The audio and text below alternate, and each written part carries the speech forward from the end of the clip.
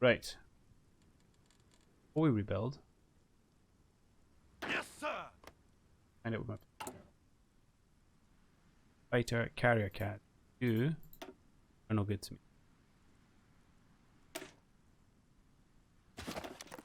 I want non-carrier. Carrier cats. No. Alright. So we'll see if we can build. Now that is all.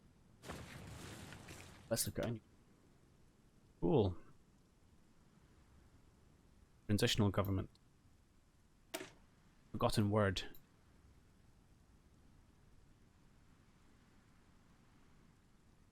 Freedom. A word the former traitor government would have rather preferred to be unmentioned for the rest of time. Freedom is not simply a word, however. It is a state of mind. One that pushes the greatest of men into actions considered impossible. Monarchists and communists, soldiers and labourers and churchmen all worked together not because of force or fear. They thought as one because they would rather die free than to live oppressed under the traitor's boots.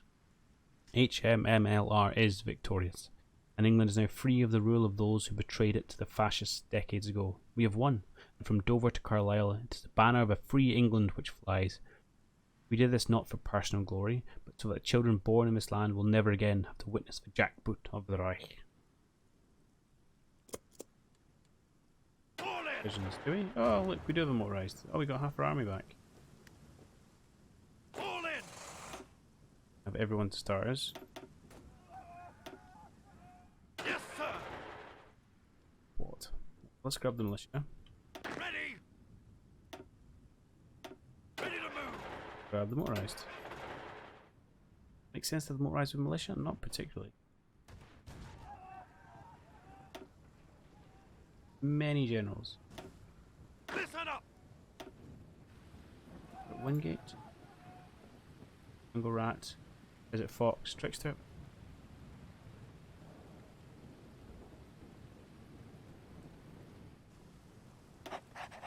Ready. Get the guy with.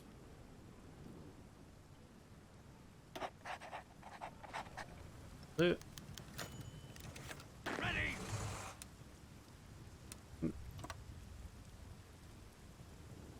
Dire 2.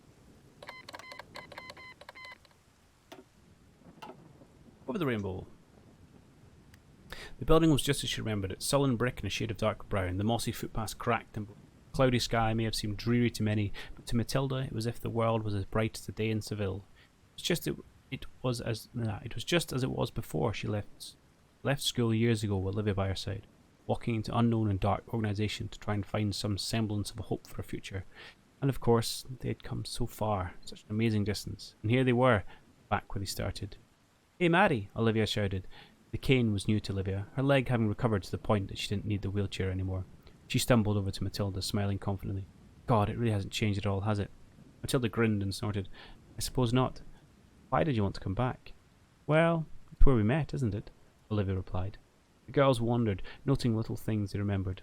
Olivia's chalk scratching got people gossiping about whether Maggie Thomas was snogging a layabout named Otto from a nearby boys' camp. The classrooms where Matilda would stare out the window thinking of the 10 minutes that she would have with Olivia at the end of the day. Lastly, of course, bike sheds. The same bike sheds she would swear she lived in. "God, we used to sit down here all the time," Olivia said. She looked up and down the back of the sheds covered in dried mud and overgrown moss. "Yeah, really never very tidy," Matilda said, sitting down. Olivia sat down alongside her. "Maddie, I remember a couple of years ago I was sitting here and crying because my dad said something about people like us. Well, you said you'd always be by my side. And that's really struck with me because you have. And I love you and I want to stay by your side too. And well," Olivia took a small box out of her jacket. "Matilda Lewis, will you marry me?" Matilda was in shock. "Olivia, what do you mean? We can't. It's not legal." "It won't be legal, but we can hide it." "I know we can hide it." "Then yes, yes." Matilda teared up as Olivia grabbed her into a kiss. Two women, hand in hand, left school together into a brighter future. Hopefully, in our new progressive country, we can legalise homosexuality as it should be. Quite frankly, do consenting adults do one darn business. Anyway, let's not think. Oh, there you go. Woman has finally taken out spear. Oh no, it's Hydric. I was thinking the spear's gone. Oh wow, okay. Hydric's still holding on. At least I'm not first, these things. Yeah, so it can be Bormann or Goring. So we've got Conservative National Socialists versus a militarist National Socialist. Oh, what a glorious choice for the world. Only ones that have consolidated thus far. Get him out. Roughly 4 areas. Oh, Communist uprising. Oh, challenge for them.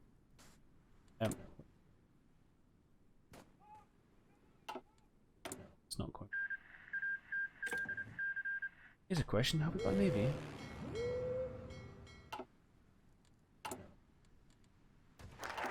We want some.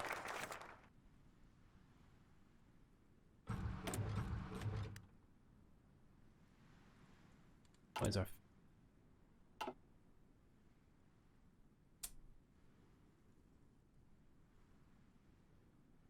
So we all go positive. Heard everything. Dockyard. Destroyers or something.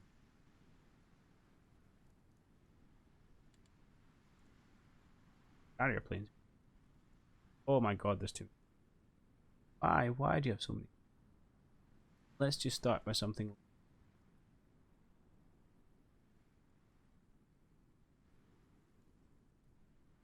Don't roll.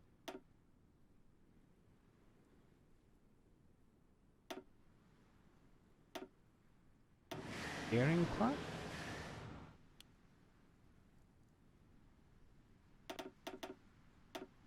Half a dozen destroyers. Let's do that.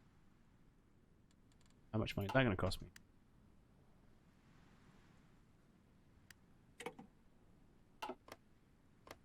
From the ash. The first reaction was one of shock. Was this really it? Did that announcement really happen? At the front there was a bit of hesitation. Nobody wanted to stand up before the men on the other side did, but slowly the trickle of collaborators began. Came as individuals first. Why we don't.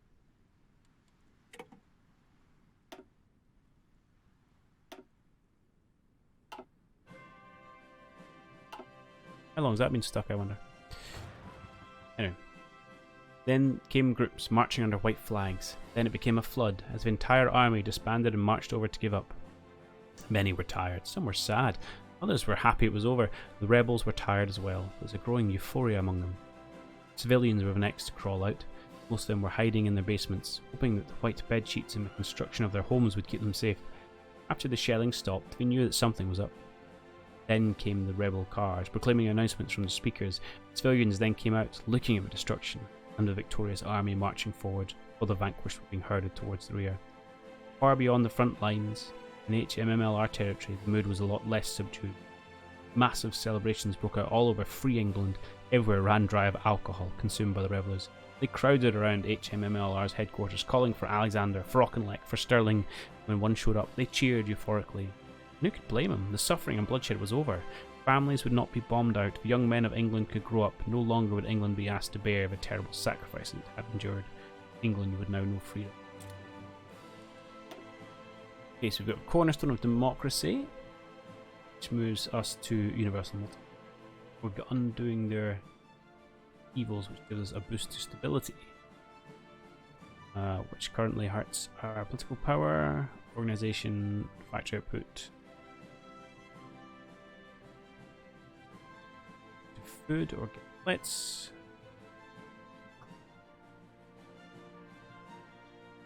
undo the evils first, and then we will do the voting one. England is wounded. None can deny that our land is a shattered remnant of what it once was. Civil wars caused much destruction, it is true. Tens of thousands of needless deaths and entire towns left broken by shells and gunfire. Yet, the collaborationist government did a great deal of damage in their rule as well. Damage far harder to heal. Our academics were hunted or forced to toe the government line. Unions of workers beaten in submission or forced underground altogether. Nothing of a political persecution of opposition party. It now falls to HMMLR to repair this damage, to undo what went wrong and give the people a glimmer of hope. The future we promised will be worth the wait. We soldiers of Stirling Alexander Auchinleck, we owe our countrymen that at least. Right, let's speed a little bit. Any interesting decisions? Nope. Okay. Alright, how's our stockpiles? Actually, we've got enough guns. That's interesting. And another. You know what I'm tempted to do? Drop you down to like one factory. In the effort to balance our books. Maybe we should do the same for. It's Hydric knocked out as expected. Do the same. This half speed. England. It's going to put us into a positive.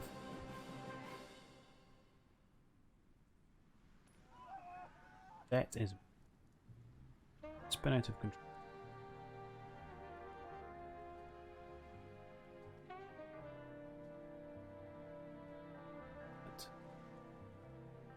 The military's territory hurts our org, recruit, attack defense. I don't care about any of that.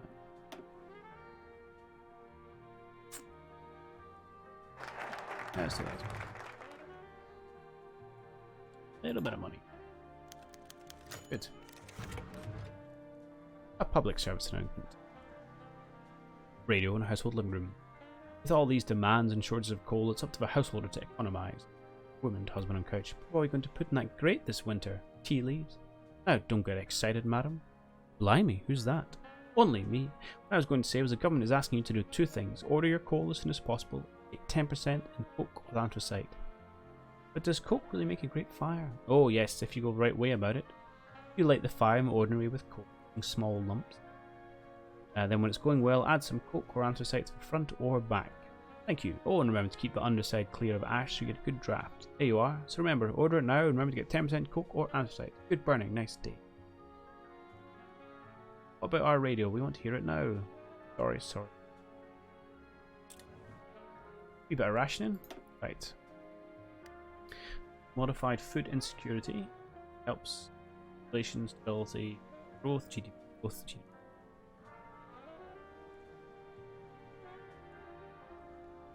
I mean, we'll do this one first. Wars are not accurate affairs, as often as not a shell or bomb will miss its target entirely. And with significant fighting in urban and rural areas of England alike, we now face the unfortunate problem of numerous explosive devices, including actual landmines, which for one reason or another failed to detonate as they were intended to. Using an all-volunteer force, Claude Auchinleck and Bill Alexander have catalogued the areas with the highest number of unexploded munitions and sent demining crews in to fully solve the problem. This might well take years to effect fully. It's entirely possible that England will never be 100% free of explosions. We improvement for our people. I mean, we're still doing that today from the war, digging up stuff and blowing.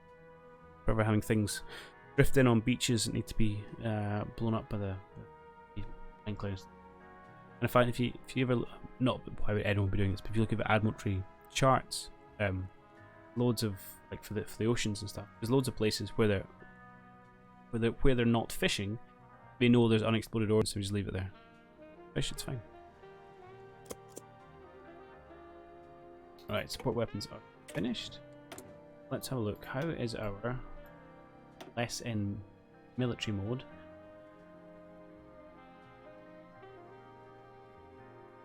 Just yeah. So engineering. Loads. Okay, that's good. Probably pick up another pick then. Bulk of Air Force. Army. Night vision. Solemn duty. Alfred Fisher had always been proud of the fact he took up the diaconate rather than the priesthood in the Church of England. It was a sinful feeling, true, but Deacon Fisher never told anyone but God of this particular flaw of his. Perhaps it's because it made what he did all the harder. And Joseph Hospice had been a winery before the war burned its vineyards to ash. Alfred liked to think his patients enjoyed the view of recovering plant life more than they would the dull concrete of a hospice in the city. It would have been easier if the hospice had been for the old, but many of the men Alfred had helped to do even the simplest things were startlingly young. Some of them had no doubt sided with the government, others with the rebels. Some might have been communists, fascists, royalists, republicans, or a dozen things more. It mattered not to Alfred. What difference did it make if the men he gave sacraments to were from a side who lost? He had to help the amputees into wheelchairs each day all the same. He would read books to the blind and comfort those mentally affected as best he could. He did his best and begged God for forgiveness for all that he simply lacked the time to do. So I'm guessing this is Catholicism, Protestant.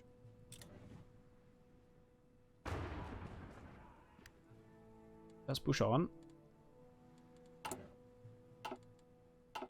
We've balanced the books. Just.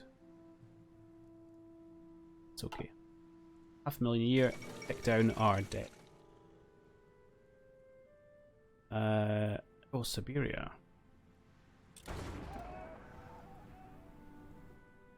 Still in air mode.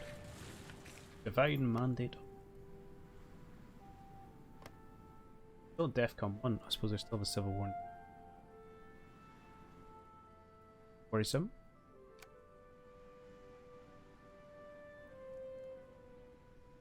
Like boring might win this one. Early principalities. How is? Read all this.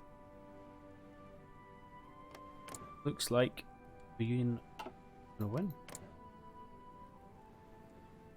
Oh, well actually it's fighting a lot of people. Wonder if it's got support from the US. Yeah, there you go. Oh. The disposal team. A car pulls up to a farm in Islip, a village in Kidlington. 6 men hop out. 1 officer, a sergeant and 4 soldiers. The area was the site of heavy fighting in the Civil War, and the farmer is unable to plough his fields due to the amount of unexploded ordnance. It's a valid concern, especially at sites which are prone to digging. Just last week, a man was killed by an S-mine outside of Ipswich, digging a drainage ditch. One of the soldiers takes out a metal detector and begins walking, scanning the ground in front of him. The others follow behind.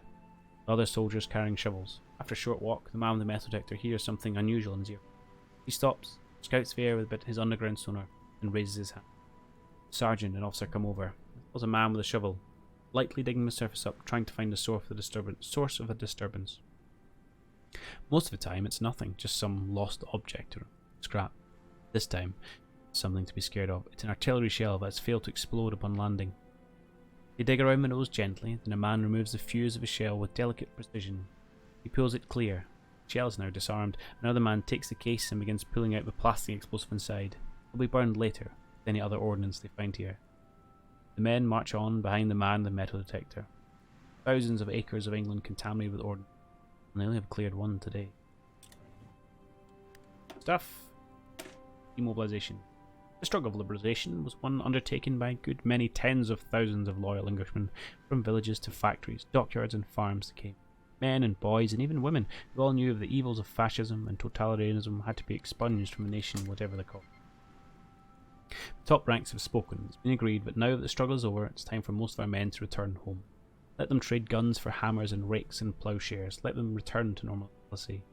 A professional corps of HMMLR fighters will stay on, of course, but they will exist to form the backbone of the future English army, not to oppress the people they are supposed to protect like the greater forces had done.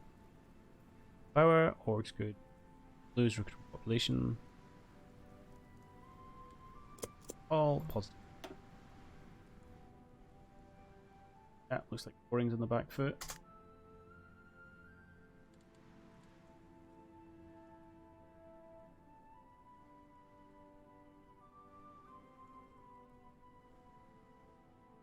Ormond's agenda is. The division boarded a train from Edinburgh early in the morning. It wasn't a formal ceremony of demobilisation that had been done the day before. It wasn't a complete division. Some of the men had decided to stay in Scotland and transfer to other units in the Scottish Army. When the whistle blew in the chartered train station, an hour after it left the station, it passed through the Lamberton rail checkpoint, leaving Scotland to a cheer from the men, passing through the HMMLR checkpoint just a few metres away. They were greeted with a salute by several customs officials. The men were eager to disembark. The train didn't stop at the northernmost English station of Berwick-upon-Tweed, continued going further and further in Northumberland country until it reached the village of Pegswood. The men got off the train and filtered into line, not taking their luggage. Still in the Scottish uniform, they marched in a line off the platform, up the footpath to the road. Made a right, and after a brief stroll alongside the road was the green of the Pegswood Community Park. There they were greeted by crowds of cheering people, local notables, HMLR soldiers and a sympathy orchestra, playing Pomp and Circumstance. Great tune. Even before all men had arrived, even before the speeches, even before the reunification with the long separated family members, the men were moved to tears. Some choked up as they sang, "Land of Hope." Van Gogh, shouldn't never sing. Mother of the free. The exiles of a Northumberland country division have returned home. Very good. Life begins anew. HMMLR is a volunteer. No need to conscript when the vast majority of our fighters were militiamen or defecting soldiers. Alas, but being volunteer does not insulate our soldiers from the effects of combat. Shell shock is rampant among those units which spent a great deal of time on the front lines, especially the militia formations which bore the brunt of much of the fight. Many who fought for our cause lost limbs, senses, and family members, with brother fought brother amidst them. Show them more than words can convey. We shall do our best to ensure nobody who sacrificed something dear to their person for free England will be forgotten. Sacrifice everything, shall be remembered forever. Good insecurity further. Go back. Population loss, which is abilities. Growth, which is good. We lose the growth. Speaking of spirits, we've got the growing hunger, promising future, charity, which we inflicted ourselves, and then food insecurity. So all this GDP growth we're getting is actually just offsetting this, it's not positive stuff. Okay.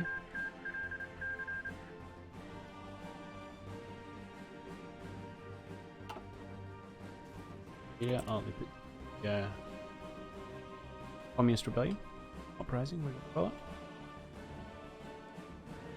What is possibly still?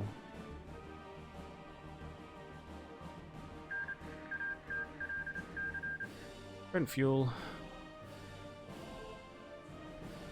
Current consumption.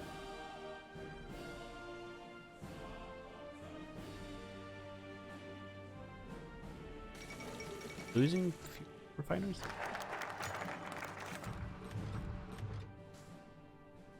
Woman is in control. Turns to Germany. Colchester had come in for heavy punishment. Our artillery had hit many of the homes. Vicious house-to-house fighting had caused further damage. Many buildings were destroyed, and the citizens had fled far away from the fighting. Today they are trickling back, clearing the rubble and trying to rebuild their town. Talk of rebuilding the St. Lawrence Church, levelled by an HMR artillery strike to dislodge a coal. Taunton got off a bit easier than many other towns. Still had massive change. The German garrison was eliminated, and an English one put in its place. Signs in German are gone now, replaced with English roads. The younger citizens of Taunton, it's still a shock. One day the German soldier would shoot at anyone out past 11. Now the English police officer just tips his hat and walks away. They're getting used to it. Even the spot in London where the blast happened started this whole business has returned to normal. Cable Street is quiet as well. Cars go up and down without much thought, except for the monuments, raised by the government to commemorate England's long and eventual struggle towards freedom and liberation. All around the country, people have put the worst of the Civil War behind them. There's the unpleasant bits of the aftermath as well. The darkest chapter in England's history has scars, but they are no longer cuts. And now England can move forward towards a better tomorrow under freedom. Okay. Cornerstone of democracy. For years, England was the main force behind freedom and democracy throughout the globe. The entire might of our nation ensured the world would always stand against despots and would be world conquerors. Today, our system is controlled by an emergency military dictator. We must restore democracy as soon as possible, make good on our promise to the population. We are going to create a free and democratic. I can get behind that. Logistics look. Okay. That.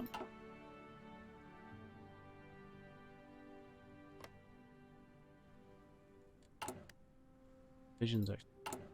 Entry. Templates.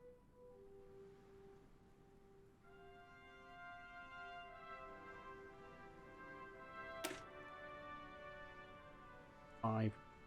Fine. R. 6 with. Ready! Everyone to switch to train temp 1. On that one. That's that. Good, and we'll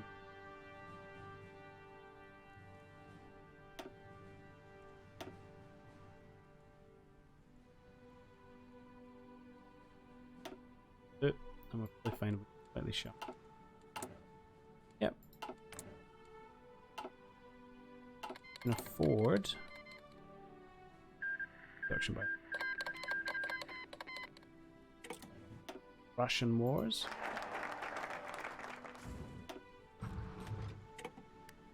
Excellent. So we now have universal support. So we've got guiding hand or restoring.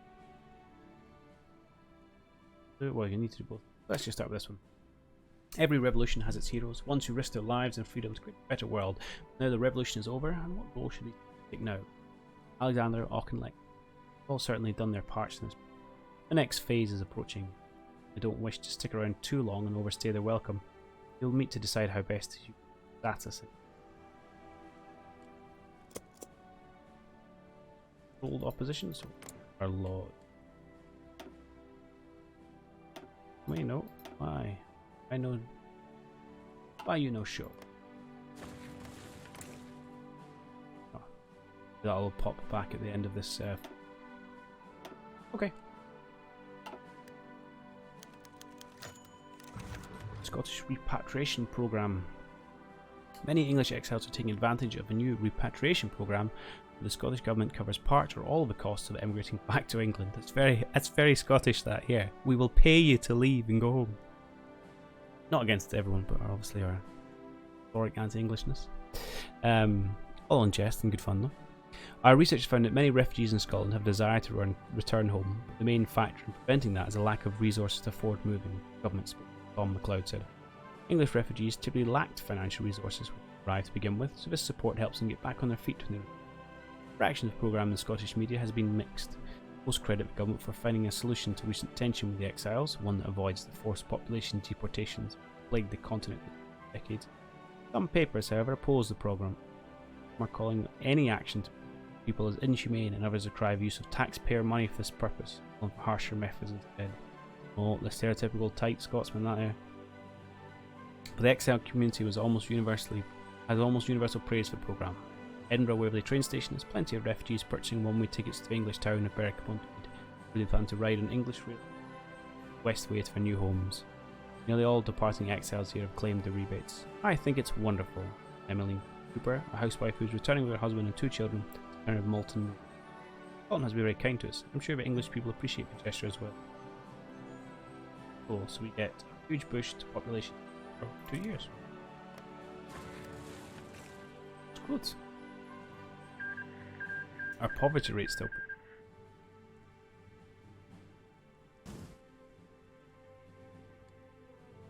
all in good time.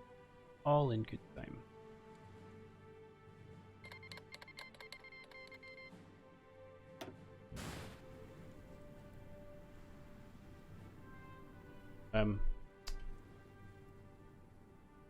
Beginning around here, consolidation, that was a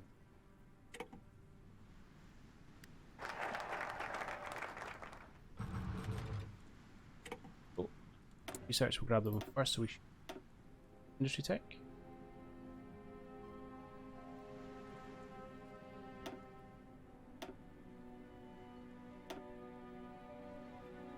Okay.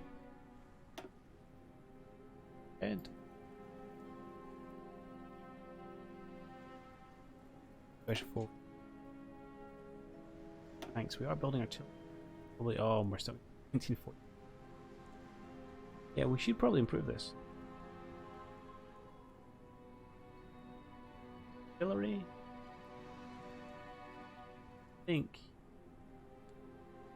given our industrial terrible,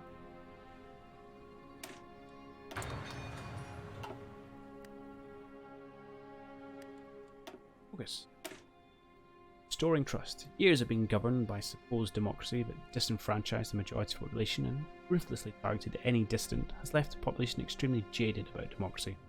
The general triumph of dictators over a democratic nation has left people a bit pessimistic about our government. We'll tell them exactly what's wrong. What we experienced was merely a Reich commissariat with a facade thrown over to try and give it an air of legitimacy. Our government will be a true democracy and will not make mistakes as ones of the past. We'll get free press, public meetings, trade unions, all that good. be annoyed because they won't say and do what we want. Hurrah, democracy. How's our deficit? Pretty big. But I'm okay, I'll leave it for now. Once we get artillery tech, I might put a couple more. German Reich.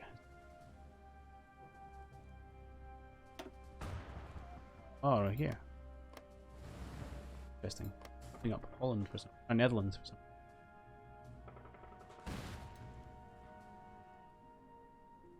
Central European Council is still holding out against in Ostland.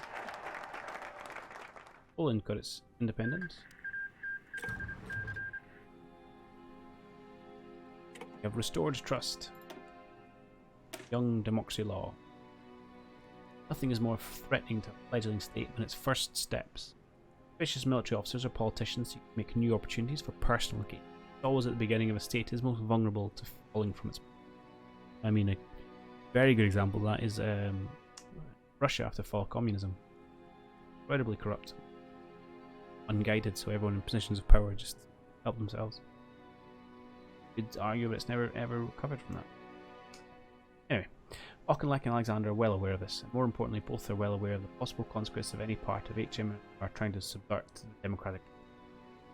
Thus, the Young Democracy Law has been give authority to select council HMMLR veterans to, during the formative years of this restructured democracy, spend that democracy for the good of the English people if needed. That doesn't sound particularly democratic. Only with the mutual agreement, Auchinleck and Alexander can only against the threat of you, guise of democracy. Collapse of democratic institutions. That's an interesting one actually. So to protect democracy, we have to enact the law which allows you to override whoever's in charge, which is incredibly undemocratic. Was their argument being that if you get essentially a dictator coming in charge, then they can use that law to depose him, but flop it second.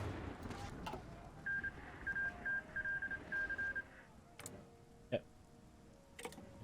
The Netherlands instead. Fair enough. We are excuse me, still doing about $500 million a year. Good. What can we do with that? Convert it to GDP at a rate of 50%. Pay off national debt. I don't know what's better, to be perfectly honest. Probably want to pay our debt down so that less than a use our interest. What is our interest? I mean, 5%. That's massively high, actually. 5%, 50 billion. So it's $2.5 billion a year. So that's our entire civilian spending. Interest alone. Massive government debt is. Oh, that's why I think it's a real issue. Never mind, obviously, countries going bankrupt and all that kind of real bad stuff. Other fact of the matter: every year, your government uses lots of taxpayer money just to pay interest on debt. It's rubbish. Right. Anyway, Olympic Games. United States won. Tank. What's up?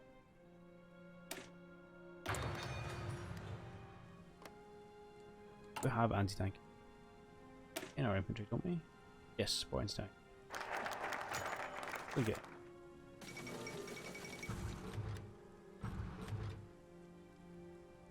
Germany has regained control.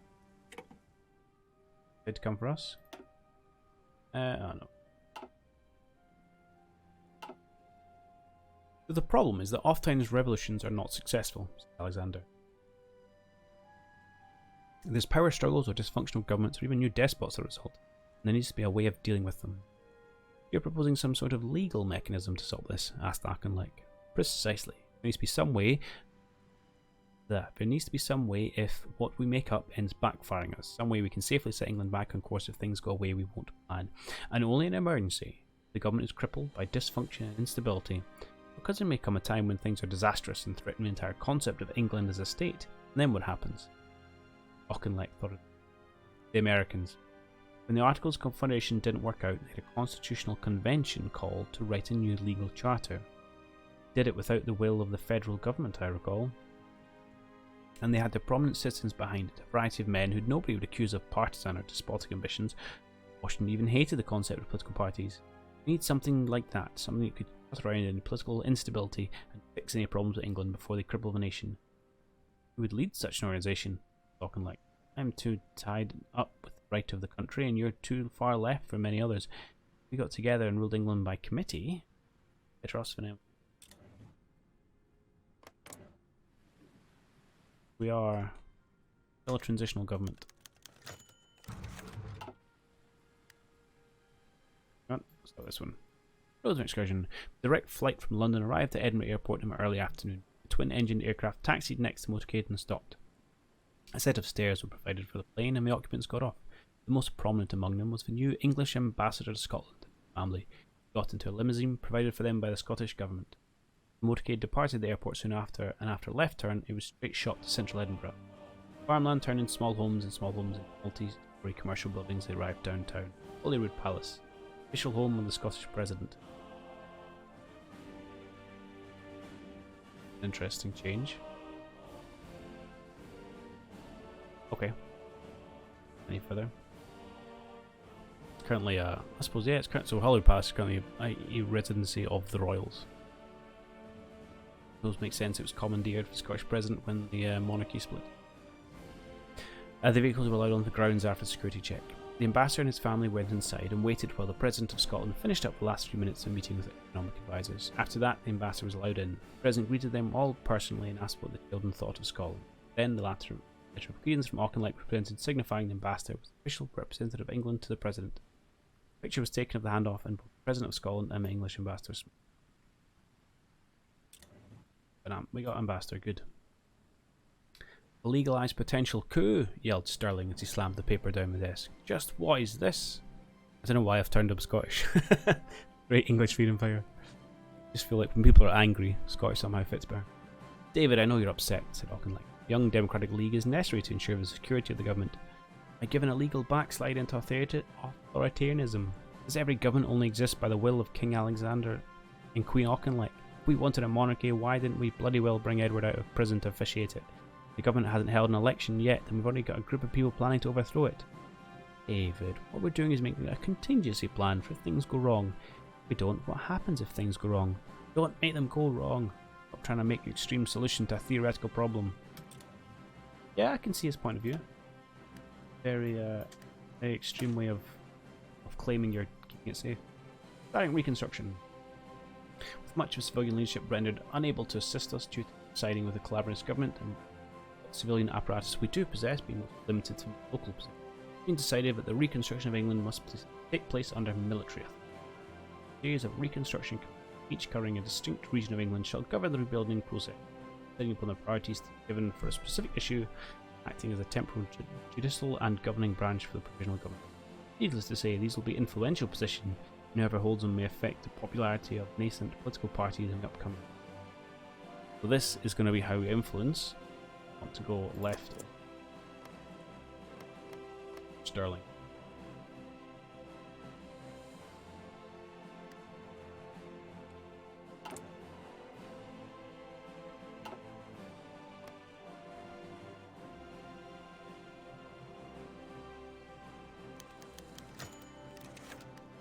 Colonel David Sterling, we have reviewed your memo and we're very intrigued by your proposal. The United States is interested in close cooperation with our fellow OFN aligned powers, and my idea of international terrorism is a grave concern to all. Thus, your proposal was of great interest to us. Your idea of a multinational special operations unit, emphasis on counter-terrorism, is indeed one solution to this problem. If we were to make the organisation, we agree that special operation forces from America, England and various OFN nations, as well as various national intelligence agencies coordinating the site, would be the right way to staff it. However, your proposal of England as a place to base it is interesting and a bit unusual. With your stated reasons of the unparalleled experience of the SAS, world accessibility via British Airways from Heathrow, and advantageous press restrictions under English law, we will think about your proposal for this Spectrum organisation and get back to you. Navy requests that you refrain from asking for updates. We'll go back to our final decision. Best wishes, Admiral Horatio Rivero Jr. That was a prediction. I admire his moxie.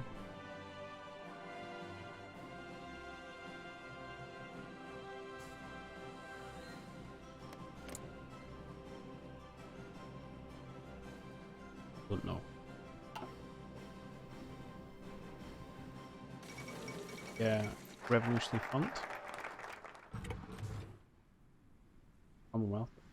Not much movement in the middle. Yeah, pretty static as well. The ugly truth. Crimes against timeline. Oxford trials against labs from Ash. And we do our reconstruction. I think we want to build stuff, and then while we're building stuff, we can, you know, give them. Rivers clogged with the remains of bridges, shells of factories being lived in by hundreds of homeless people, vast fields of burnt wheat trampled on by men and machines, block after block of collapsed brick piles where homes once stood, bombs and unexploded shells being discovered every day. England is a land broken beyond use, but we shall rebuild it. Make the England one remembers. England that will lead it one into. Oh.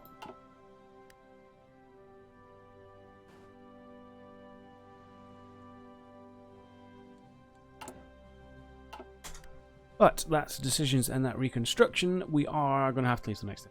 So that is the end of my stream. And it's tempting us to go a little bit longer. My voice is starting to go as well. We're going to park it there. So, yeah, thanks very much for watching. I hope you have enjoyed this.